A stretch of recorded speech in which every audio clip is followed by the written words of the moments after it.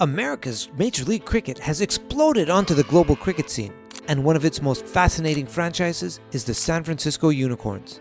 Led by head coach Shane Watson and a star-studded squad including Pat Cummins, Rauf and Finn Allen, they were the runners-up in the 2024 tournament.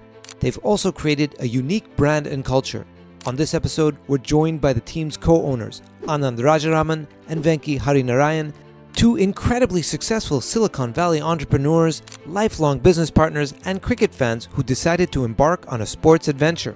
They share insights with us on their approach to ownership, including giving Shane Watson his first ever coaching gig.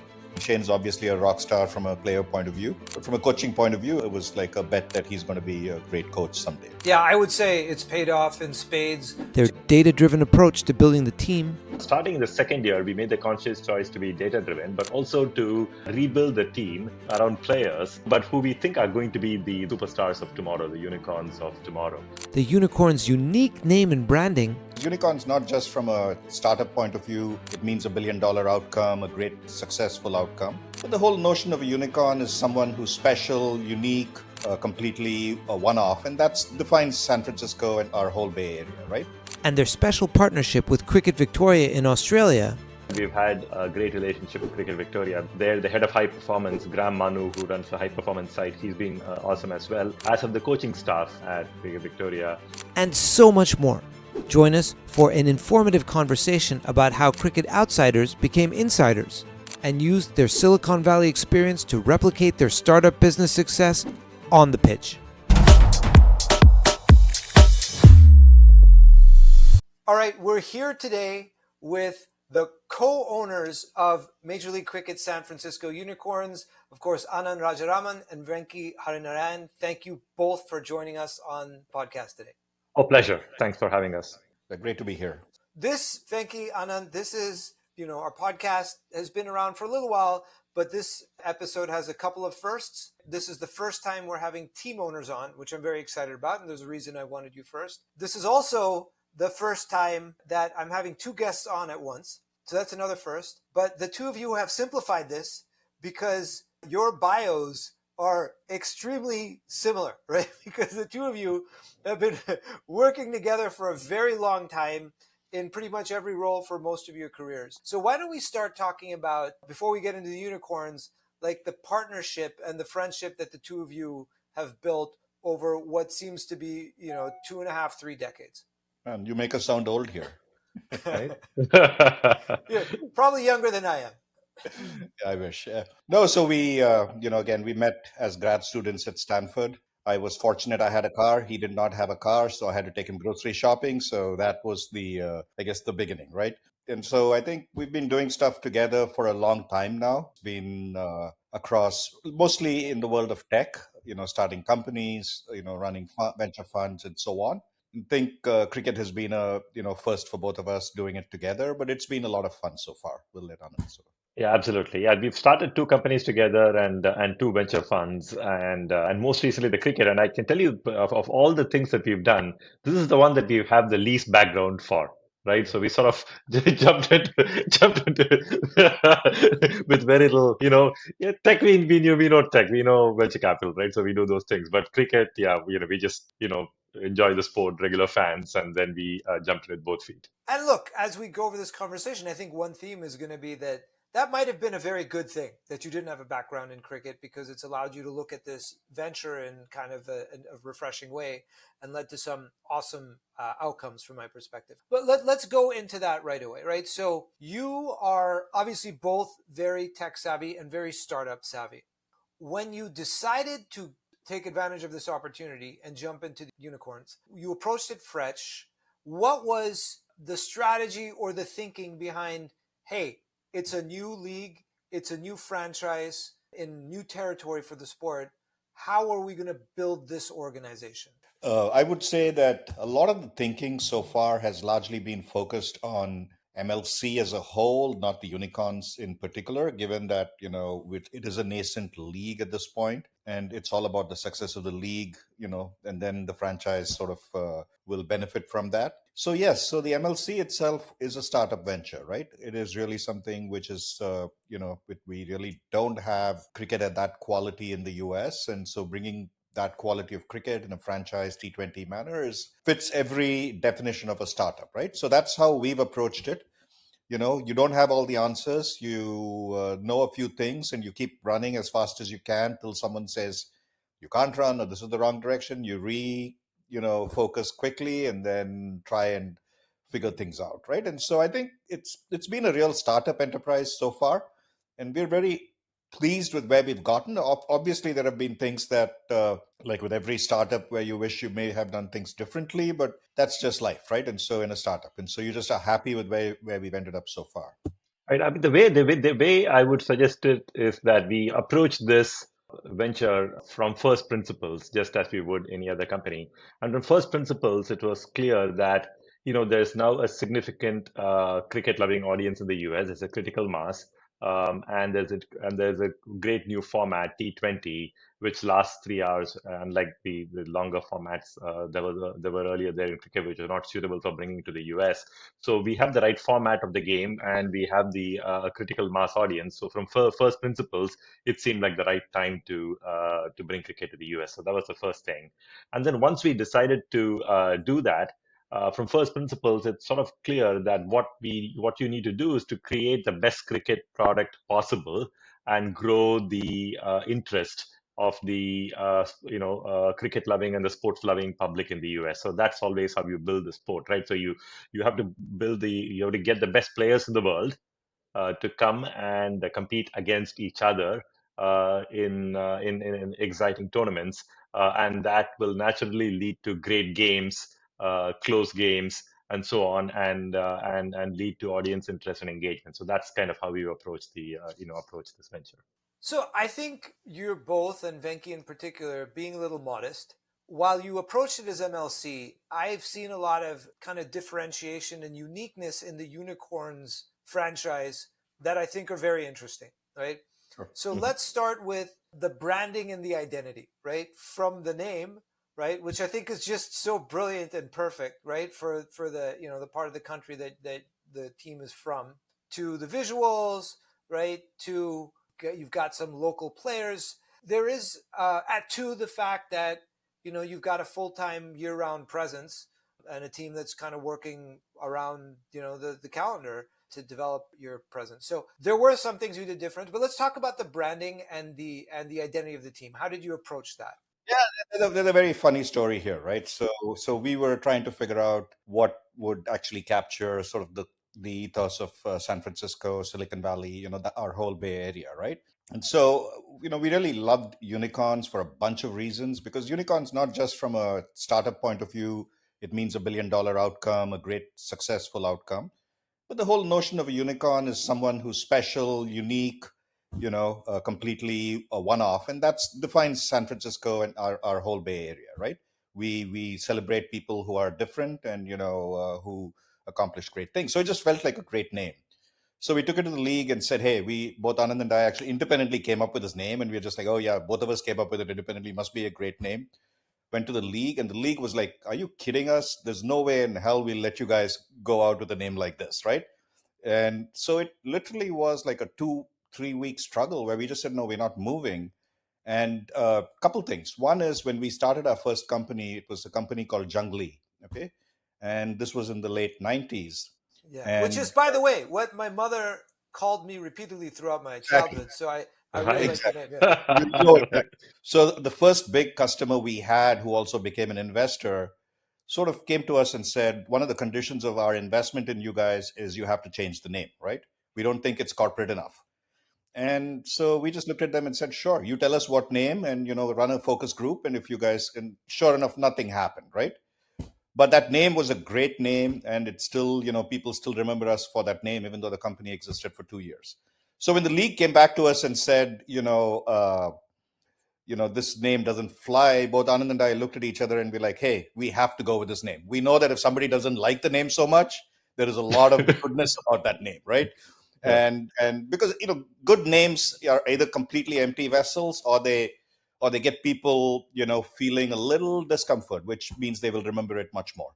And then we had something really interesting happen. We have a partnership with Cricket Victoria, and the CEO of Cricket Victoria, Nick Cummins, he just was like, this is an awesome name. Don't let the league sort of, get you off this name, right? And so we just went in with redoubled effort and we just said, guys, we're just going with this, sort of effectively, take a hike, right? And so that's how the name sort of came into being. Yeah, and eventually, of course, fans love the name and it stuck, and the league now loves the name. So it's all, it's all been good since then. Yeah. So yeah, if it helps also, my two young daughters, 7 and 12, also love the name because they're all obsessed with unicorns at that age. Exactly. And that's why the league did not want, what I'm saying. They were like, hey, is it too, thing? And we're just like, no, it's the right name. And, it's very funny, right? It's actually on, it's one of the more traditional sort of logos. It's actually on the coat of arms of the royal family in England, right? Like you can't get more traditional than that. And so you're like, what the heck is this, And then, of course, this allows us to have these, giveaway hats during the games with the horns on them, which are hugely popular with fans in the stands. So, that's great. Yeah, it's worked out well. So Venky, you alluded to actually the CRICEXEC startup story inadvertently.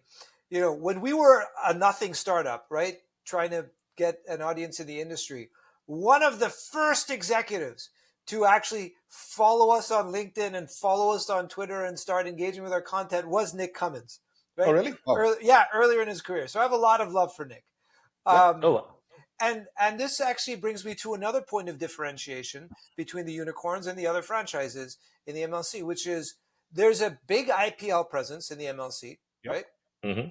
3 of the teams are outright owned by the IPL franchises. One of them, the Orcas, is a sort of joint venture between Nadella and the Delhi Capitals.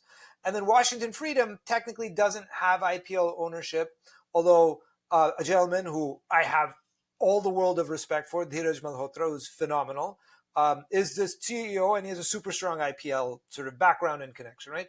So the unicorns are kind of the outlier unicorn in that sense as well, that you don't have IPL ownership, and to the extent that you formed a partnership with another sort of organization, it was in Australia. So tell me about sort of how that came about and the thinking of taking that approach. Yeah, to be honest, it's not like it was, it wasn't like it was sort of some grand plan or any of that. It just was, to be very transparent, it was like, listen, in a startup world that we come from, you want the least complexity, right? And so the least complex path was really us running it and having, a cricketing partnership with someone who knew cricket. We know we don't, that's not a core expertise. And so this just felt like a very simple way to get in the game, try to understand what was going on. And, it has worked out really well for us so far. It was basically, we picked simplicity, and every startup founder will do the same. And that, again, is the way to think about it. It wasn't like we had some deep thoughts about IPL plus or minus. It was just like having one more, entity in the tent would just make our lives more complicated and, trying to figure everything out. And so that's sort of how we thought about it. And Anand, you can add to it. Yeah, look, I think that's completely fair, and we are startup guys, right? We are founders, and it felt like what we're really good at doing is building something in the early stages, right? So of a startup of a team and setting the culture and getting it going and so forth. And it felt like the right way to do that is for us to do it the way we would do it, in any startup. We want to sort of build the unicorns as a team of Silicon Valley with kind of that true Silicon Valley kind of spirit. Not and the way to do that, this felt like the right way of doing it. But it's worked. So tell me about how it's been working. Because it seems like it's been going great. Yeah, no, I'd say it's, listen, we just like with any other company we would be either investors in or operators in, you want a very, very good leadership, right? You want the leadership to be, you want to hire really, really great people. And you want to work with people who you respect, trust, and, have good working relationships with. So to start with, I think we built a really good relationship. We had a meeting of the minds with Nick Cummins. He's a great friend of ours and vice versa. And so, it really helped to be able to have that trust and, belief. And because we know, like, just to be very clear, this is not a space we understand well. So we have to lean on people who understand the space well. And you want a lot of trust with those people, right? And so Nick has been a pillar for us at the end of the day. And, David was someone, Nick, who came really, really highly recommended from Nick. And we were delighted that he wanted to move here because that was sort of something that was going to be very important for us. And so just having someone, again, it's been a great relationship so far with David. The culture fit has been amazing, which is a little surprising, to be honest, given that he came from a world of cricket. We come from the world of startups.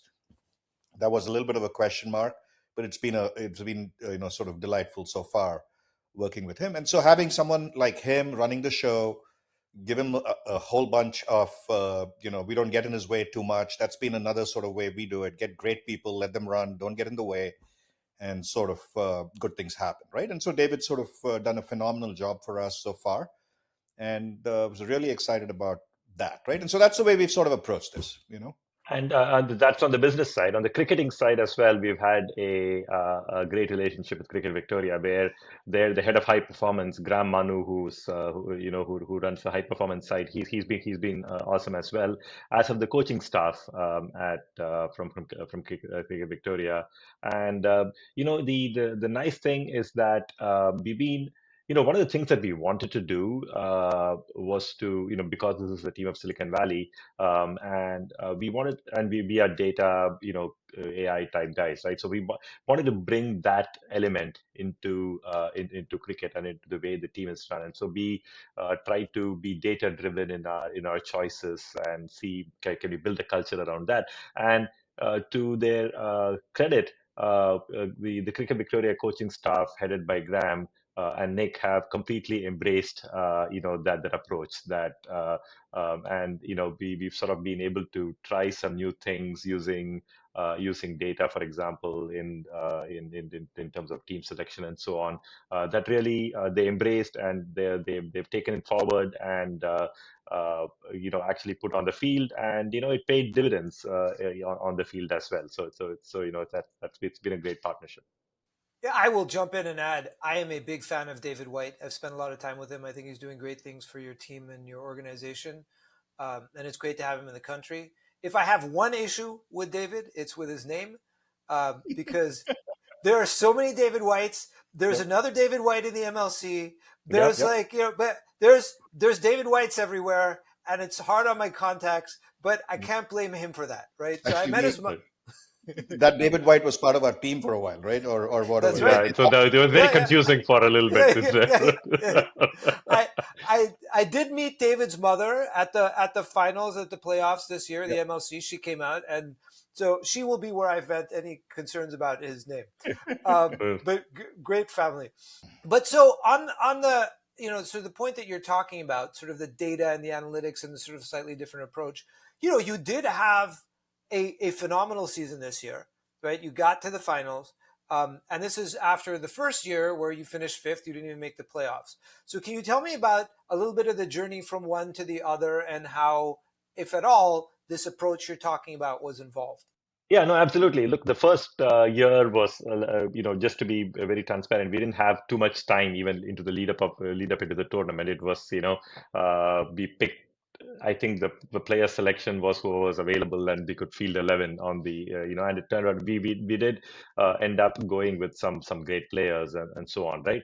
But it was not a team that we or Cricket or anybody put a great deal of thought into the exact composition of the team and the balance and so on.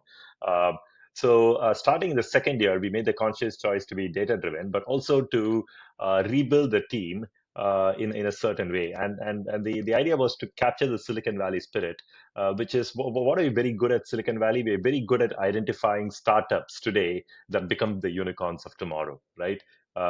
And so that's so we said we're going to build the team around players who are like that, who are early in their careers, fairly early on, but who we think are going to be the superstars of tomorrow, the unicorns of tomorrow, and bet on that. So and bet on, can we create a sort of youngish core group who can stay together for a long period of time, and sort of take the team forward. And this is how great franchises are built, right? So we committed to that approach, and then use the data and the models to identify the players that we wanted to be part of that framework. And so this is what led us to. If you look at our team, we had Matthew Short and Fraser McGurk, and Sanjay Krishnamurthy, right? Finn Allen. On the domestic, Hassan Khan, Finn Allen, right? These guys are all kind of, they're not household names yet, but they're knocking on the doors, right? So it's that, and so that's the way to think about all these guys. And then we added in some, certified greats like a Pat Cummins or a Harris Rauf to sort of round out the 11, and Josh Inglis also, who's in that package, right? So Josh Inglis and uh, Matthew Short and all these guys are going to be part of the Australian 11 going forward, but they're not, kind of there yet. And so we caught them at a very interesting period, phase in their career, I think. Let me ask you about Sanjay, because I've spent a lot of time with. I have another cricket franchise that's focused on U.S. cricket called 1709 Cricket. I just did an interview with him down in Dallas during the minor league cricket finals.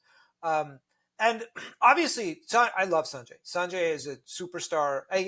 That's not a secret anymore after what he did sort of last season. Sanjay is also a local kid, right? Sanjay, and so tell me about how much that factors into sort of building your team. Yes, you identify stars, but especially in the Bay Area, it doesn't hurt to have local kids. He goes to SJSU. His family now lives in the Bay Area. So how much does that go into your team approach thinking?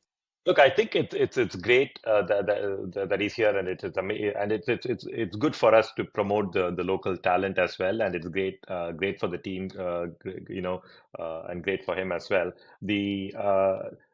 I don't think it factored into the decision of that he would be in the playing 11. He got into the playing 11 entirely on his merit, right? That he was in the team, but it always doesn't hurt that he's from the Bay Area, right? So and We picked him in the first season in the inaugural draft as one of the under 20s, right? He was not part yeah, of the regular draft. He was actually, one of the rookie. rookie drafts that they had, a special draft, right? But the reality was, Watto and others were super impressed with him. So he was not, really, to be very honest, super high on the radar in the initial draft. But the coaching staff was super high on him after season one, and so really, I think part of it has also been just staying in touch, making sure. You should talk about having the program off. Yeah, absolutely. So one of the things that happened, I think, and this is part of, I think, perhaps what sets us apart is that the coaching staff identified some of our domestic players as as people that we wanted to develop for the future. Sanjay is one of them, and we sent a group of them, including Sanjay, off to Australia for training. And they played in a domestic tournament there, and they were given a coaching program, a fitness regimen to follow, for example, that Sanjay followed, and Sanjay credits that fitness regimen with for the development in his six hitting abilities now, right? So that he's able to clear the boundary quite easily because he's been following that regimen over the last year. So this is part of the investment and we're doing this again going forward. We've identified some of the key domestic players from this last season who we're continuing to make that investment, including in Sanjay and Hassan and a bunch of others. Fantastic. So shifting gears very slightly to talk about other members of your organization, I want to hit on a couple before we wrap up. One is Pat Cummins, right? Mm-hmm. So I have a ton of respect for Pat Cummins. I look at him as, he does so much outside of cricket that's so amazing, right? With ventures and with his causes that he endorses. To me, it's almost like I plan to have Pat on the show. I just have to convince him. Shane Watson actually is going to be on the show in a few weeks. So another one I'm a big fan of. But with Pat, I look at him and I go, Pat is, if anything, an entrepreneur who happens to play cricket, right? And that's just one of that. When I look at him, that's his essence. He does all these, cricket is almost like, he's obviously one of the world's best cricketers, but he's using it to build a brand that he's using to do other things. And in the same way that Kevin Durant came to the Golden State Warriors and said, I don't just want to learn basketball, I want to learn business and organization and startups, right? And that was part of the selling point. Allegedly, from what I hear, that Chamath Palihapatia, who at the time was one of the co-owners, sold him on to get him to the Warriors. I feel like Pat coming to the Unicorns is partly that. And I've heard him say as much, right? Like, I didn't just come to play cricket for another team. It was the excitement of the Silicon Valley aura and these two owners who are successful entrepreneurs, and I want to learn from that. Tell me about recruiting him and how much that has been part of the process. I think we, in all these things, there is the element of timing and luck that we were very fortunate, right? I'll acknowledge that. So I'll give credit to Venky first of all for dreaming big about Pat Cummins and saying basically here's what happened, right? We built this team of unicorns and we were working on it, and then I was chatting with Venky. Venky said, "Look, these are all great, but they're all up and coming, and we need some, captain with some experience. When we target Pat Cummins." I was like, I just looked at him like he was crazy. I was like, Pat's never going to come and play in in MLC, right? So it's not even worth trying. And so let's give it a try, right? And so I just went to Graham and Nick and said, let's Vicky's suggesting that we should try to get Pat Cummins, and they looked at me like I was crazy. They were like, Pat's never going to come play, play here. But I said, look, let's just ask him. Let's just ask him, so that we felt that we've done, done our at least our due diligence, and we can pass, right? So now it turned out to be very fortuitous from a timing point of view, because it turns out that Pat is very closely associated with one of the minority investors in our team, which we didn't know at the time. A gentleman by name Divesh Makan, who runs a fund in Silicon Valley called Iconic, and he manages. Pat has invested in that fund, and Divesh helps him manage some of his money. So and Pat had chatted with Divesh about, hey, is there a potentially maybe playing in MLC and stuff like this. So when Nick reached out, the whole circle was kind of completed, and we were able to go through Divesh as well, because Pat trusted us, has some connectivity through Divesh already, who's one of the minority investors, and so we were able to sort of set up a conversation with him. And during that conversation, the key point was that Pat said his key interest is not playing in another T20 tournament. It's sort of he sees this as a special tournament, first of all, because it's in America. It's opening up a whole new market for cricket. Number one, and number two, being affiliated with Silicon Valley and getting the opportunity to learn and sort of get involved with startups and do that kind of thing. And we, of course, are delighted to help him in any way to make that happen. So that was kind of how that circle was completed.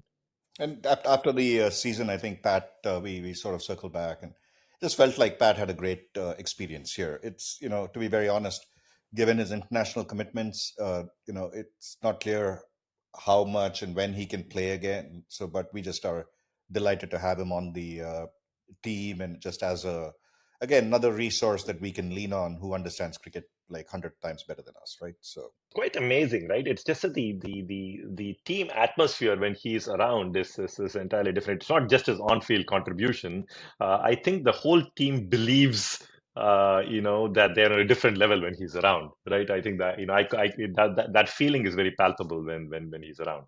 Yeah, great leaders have that effect. And I was down in North Carolina for some of the matches this summer, and I felt that too, right? They walked differently when he was around and when he arrived. So I want to be respectful of time, but before we wrap, I do want to ask you about one other member. I could talk to you about your whole team. I could talk to you about your organization down to Zayanya, who's a part of your marketing team. She's great, right? I was known as Z until she showed up, and now she's Z, and I call myself Z number 2 around her. Well, you have the 2 E's at the end of your name, that's true. But I deferred to her on my letter because I know it's good for me. But all around, Liam Plunkett, we just did a big feature in CRICEXEC on his academy launch and the LPC launch, and what he's doing for cricket in the US. I could talk about your whole organization, but before we go, I do want to talk about Shane Watson, because I do think the world of him. I think as a leader, as a coach, as a thinker, right? When I have him on the podcast, a lot of it's going to be about his book. and how innovative that is. But talk to me about bringing him on board, the decision to bring him on board. Like, to me, that was the cherry on top of the Unicorns organization construction and the impact he's had. Yeah, so I'll just give you like a 2 minute story, which is quite funny. So when we first talked to Shane, he came in and he was talking about his whole approach, which is based on his book, which is all about the mental side of cricket, right? And I'm sure you've seen it. And so he was just saying, hey, he was giving us the backstory, and he said, listen, I went to this sports psychologist in Charlotte, North Carolina, and he just turned me around, and I've really sort of taken that thinking and formulated it into cricket and how we should how we should coach cricket, right, and how we should play cricket.